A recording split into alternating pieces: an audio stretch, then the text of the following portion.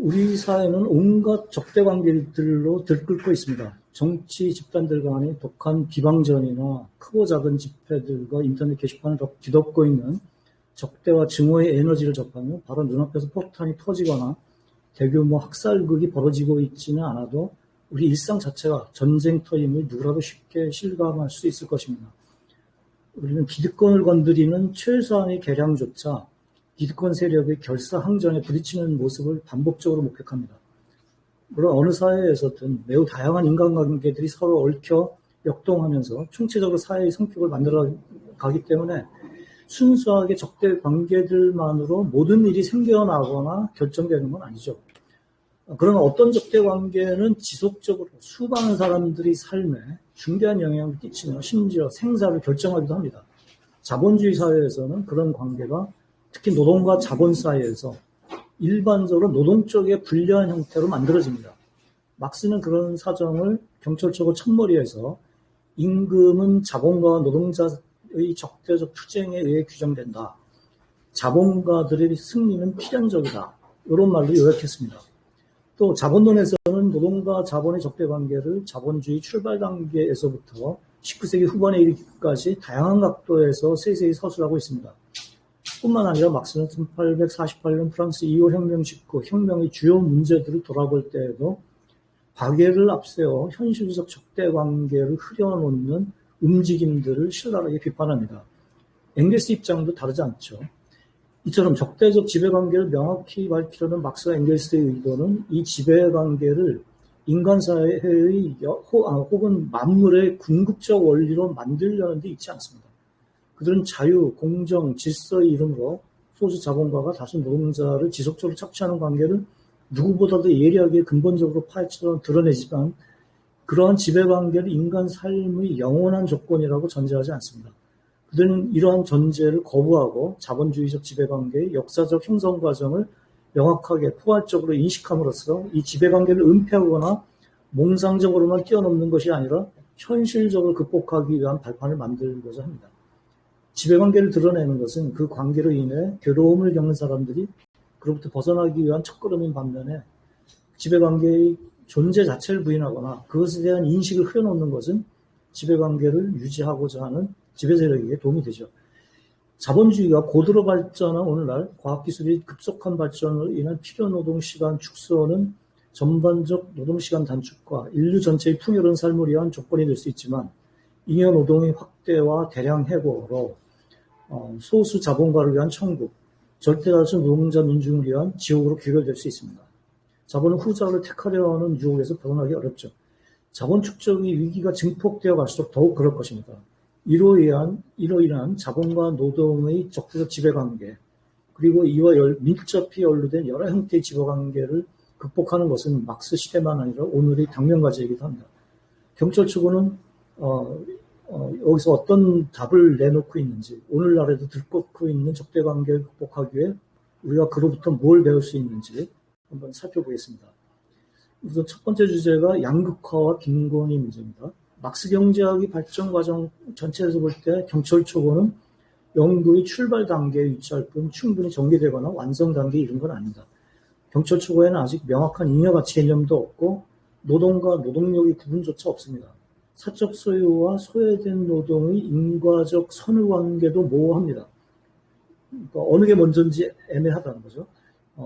순환 논리를 벗어나기 어려워 보이는 이 관계는 자본론 일본의 시초 축적 장에서 비로소 정치적 폭력이라는 변수의 근거에 선명하게 밝혀집니다.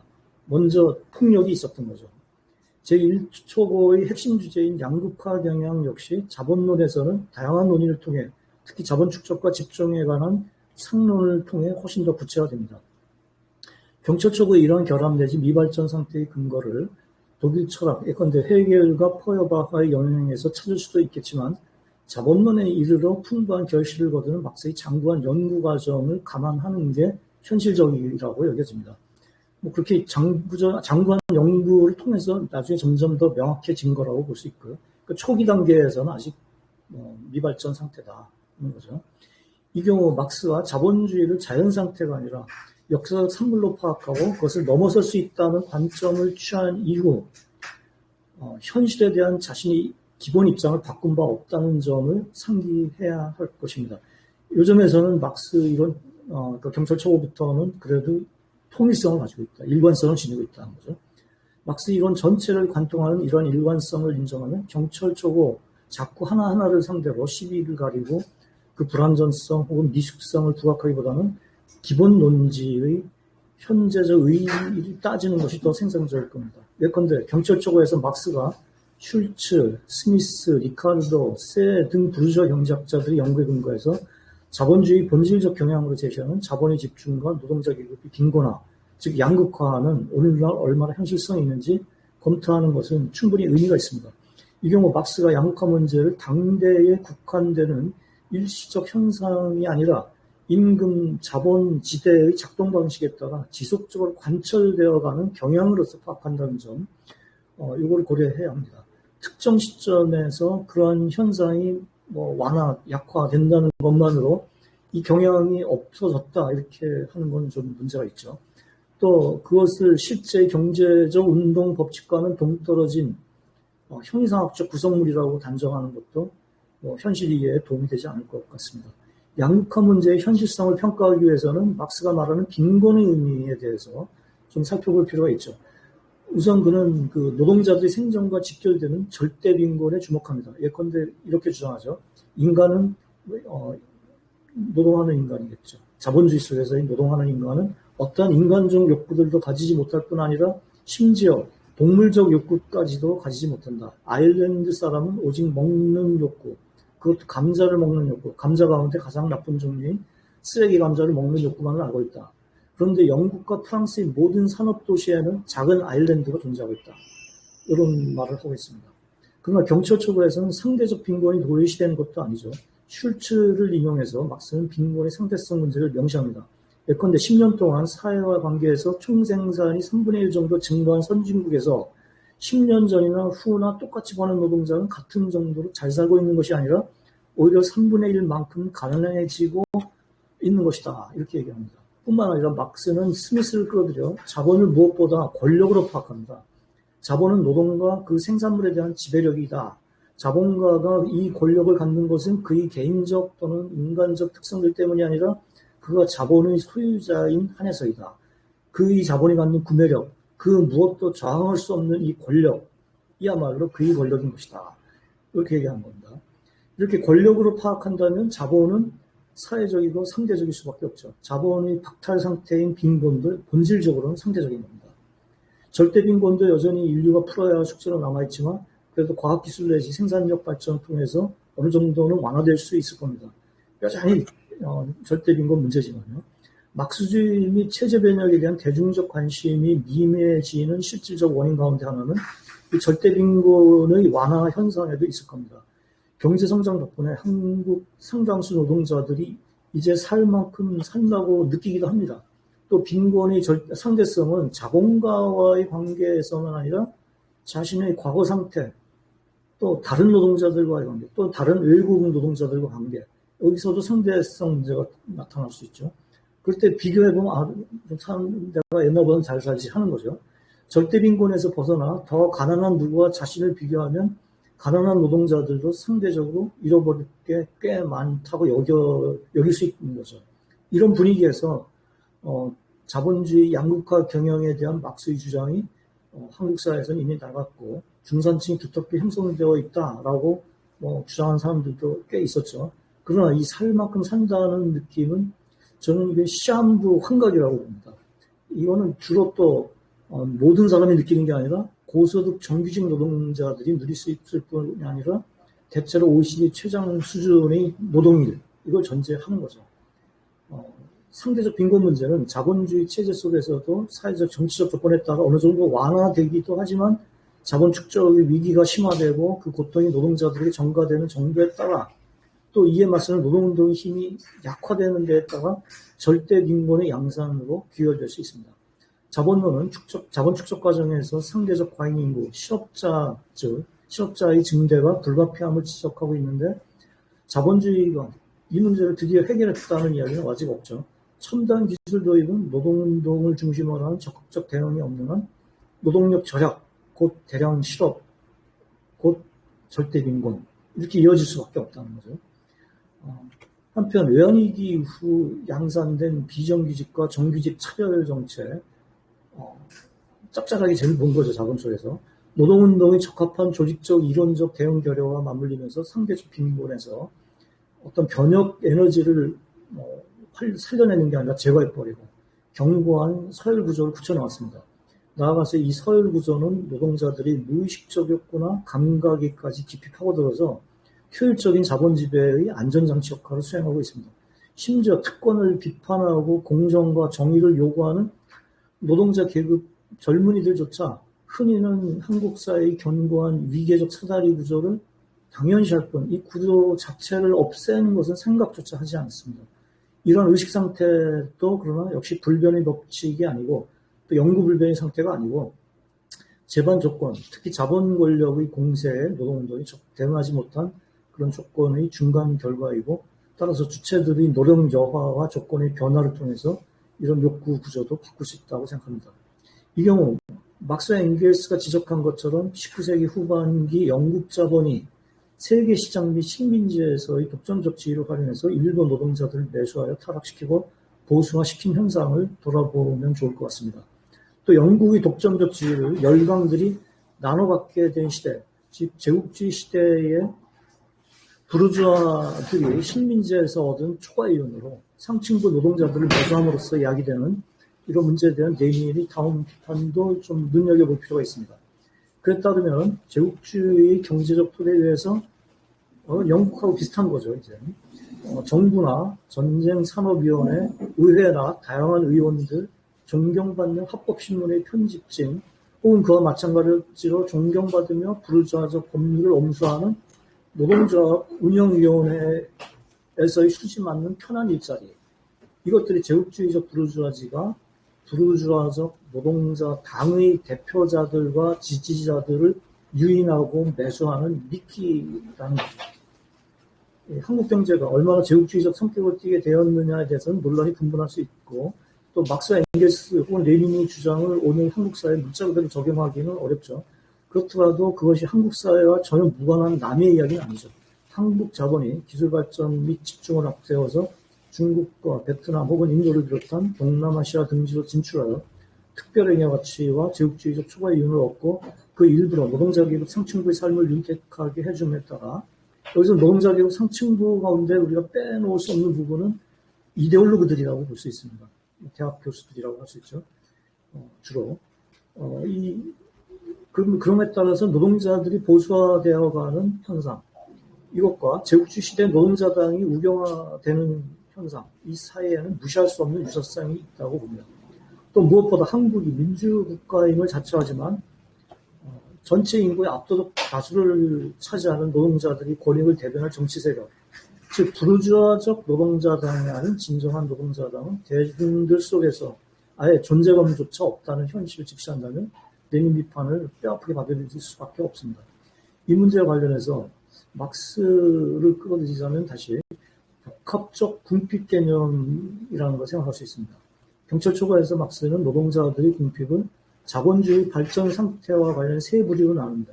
자본주의 발전이 쇠퇴할 때에는 누진적 궁핍, 발전이 정점에 달했을 때는 정체적 궁핍, 자본주의가 번영할 때, 번창할 때는 복합적 궁핍이 나타난다고 봅니다.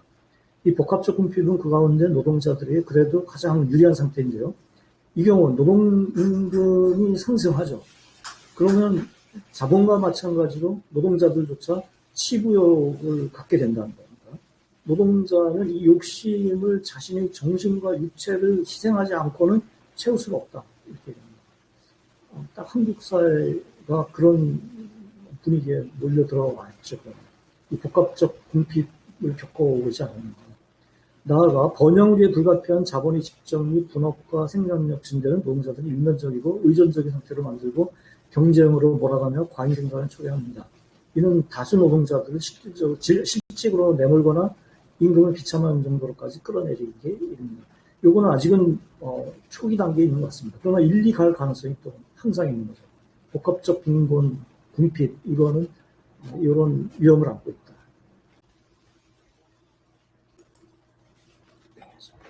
네, 계속하겠습니다. 욕구와 적대관계라는 문제입니다. 그 욕구 문제 또는 뭐 욕망이라고도 많이 얘기를 했죠. 욕구 문제는 이 주관적인 문제로 간주돼서 과학 영역에서 부차적인 것으로 밀려날 수도 있고, 지배관계를 벗어나 있는 인간학 혹은 정신분석학 문제로서 끝모를 논란의 영역에 넘겨질 수도 있습니다. 그러나 예컨대 자신이 노예적 처지에 안주하려는 피지배자들의 욕구는 무엇보다 현재의 지배관계를 옹호하는 사고방식이 알리바이로 쓰일 수 있다는 점에서 중요한 정치적 의미를 지닙니다. 막스에게 욕구는 원천적으로 충족될 수 없는 충동이나 불변의 선언적 구조 등이 아닙니다.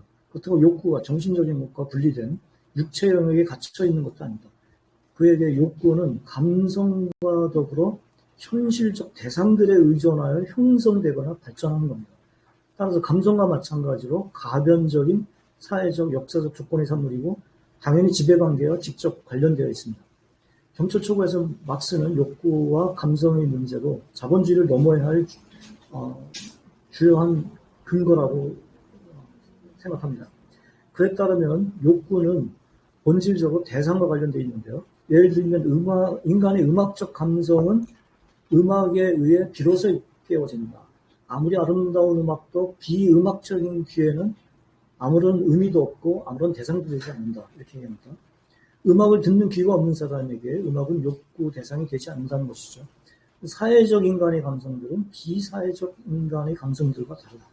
인간적 본질이 대상적 형태로 풍부하게 전개되면 비로소 주체적이고 인간적인 풍부한 감성이, 즉 음악적인 귀, 형태의 미를 파악하는 눈, 요컨대 인간적 향유 능력을 가진 감성들, 인간이 본질적인 능력들로서 확인된 감성들이 완성되거나 생겨납니다. 왜냐하면 단순히 오감뿐 아니라 이른바 정신적인 감성들, 의지나 사랑 등의 실천적 감성들, 한마디로 인간적인 감성, 감성들이 인간성은 그에 알맞은 대상의 존재, 즉 인간화된 자연에 의해 비로소 생기는 것이기 때문이다. 오감의 형성은 지금까지 세계에서 전체의 산물이다. 조야한 실제적 욕구에 사로잡힌 감성은 또한 편협한 감성만 가진다. 이렇게 주장합니다. 이 표현에서 보면 감성과 정신이 마치 그러니까 따로 놀아야 될 것처럼 생각할 수도 있는데 막스는 이미 그것들이 같이 결합되어 있다는 걸 얘기하고 있죠. 칸트주의 인식론에서는 감성과 오성은 완전히 성격이 다른 두 영역이죠.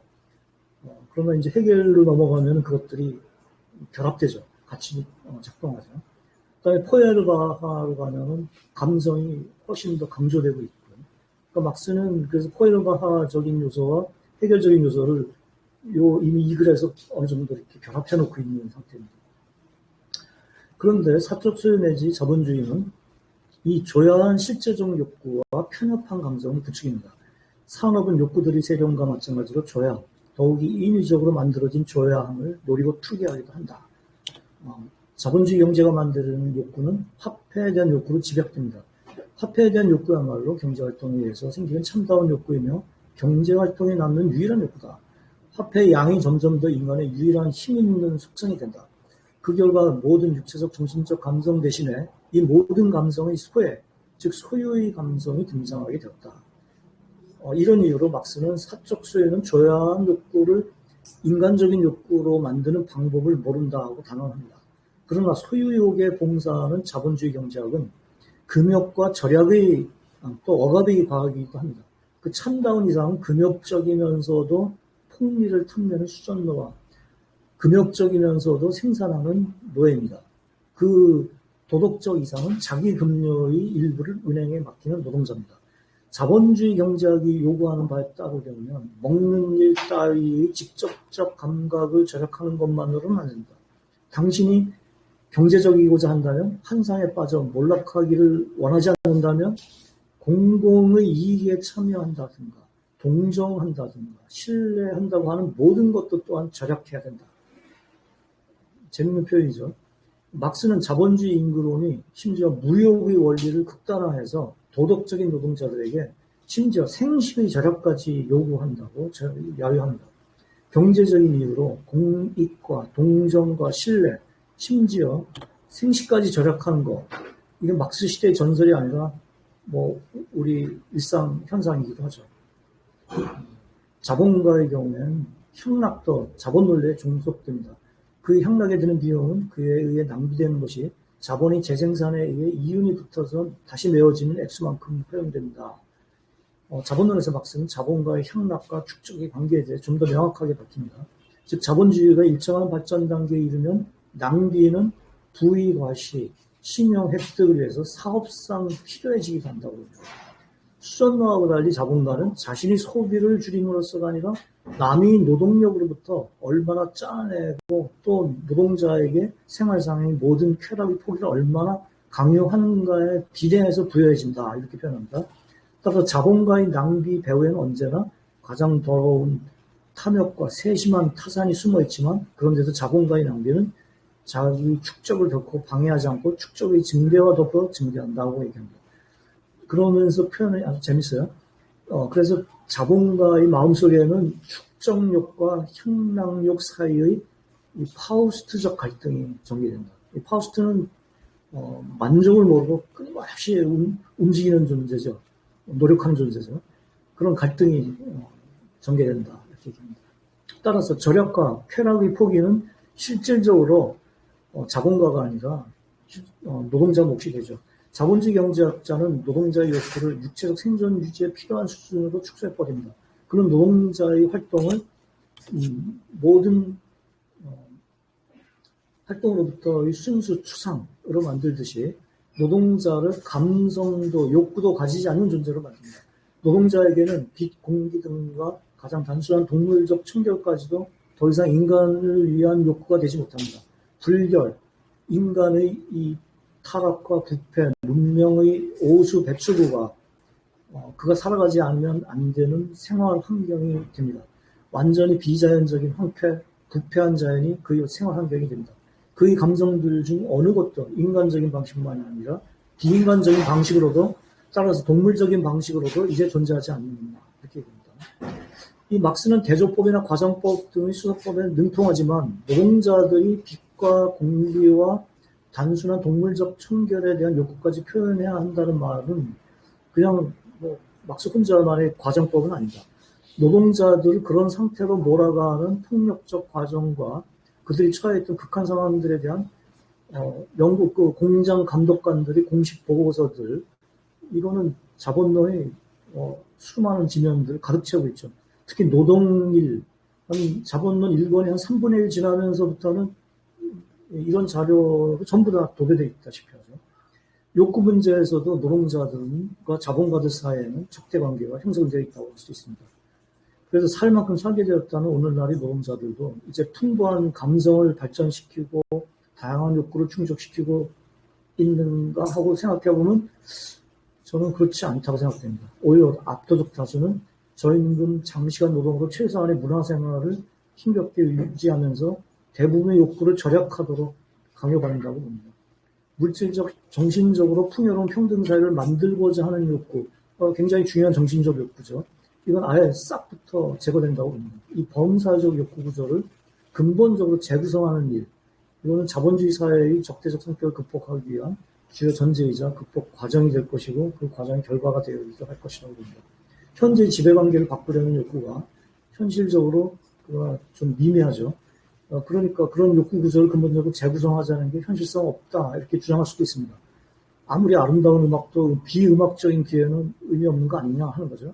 하지만 이 경우에 음악적 감각은 음악을 통해 비로소 일깨워진다는 점도 상기할 필요가 있습니다. 그러니까 지배 관계를 바꾸자는 논리는 노동자 대중 현재 욕구를 절대화하기보다는 이걸 풀어야 할 문제로 삼자는 거죠. 욕구를 만들어내는, 그래서 대상적 조건들에 주목해야 된다는 거고, 이 조건들에서 대중의 욕구도 물론 간과할 수 없는 요인이긴 하죠. 그러니까 이게 순환 문법처럼 맞물려 돌아가고 있어요. 대중의 욕구가 먼저냐, 대상을 만들어야 되는데, 그럼 대상은 누가 만드냐? 그 주체는 뭐냐?